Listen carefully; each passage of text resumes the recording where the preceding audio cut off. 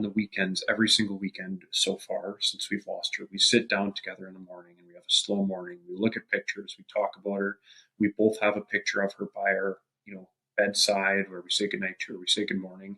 And what I think honestly what's helped us the most personally is we've went and visited the NICU a handful of times because we felt so connected to the nurses. We were assigned quite a few primary nurses. Just every time we go there, when we get talking to them and they share their experiences with Ellie and how they've changed their lives, like that makes us feel so connected to her. So like we found it really important to like make sure that we're staying in touch with her nurses and the doctors.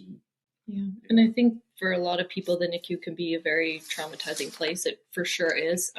For us, Ellie spent more time in the NICU than she did home. And so I think that's kind of where we feel closest to her is there. That was kind of her home. And the nurses did such a good job of making it feel like home and decorating her room and making sure we had things to be comfortable.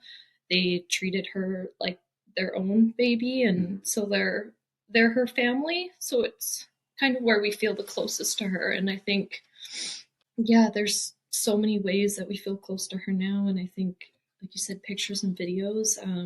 We've gotten signs from her, and that's not something that I kind of believed in before, I don't think, until it's actually happened. But she loves lights. Like she loved looking at lights all the time. That was kind of probably the most entertaining thing in a hospital room is probably why she liked lights so much. But she would just get a glimpse of the ceiling light and just stare at it constantly. And so the nurses would buy her, like they bought her this like space light that shone on the ceiling, and she loved looking at it.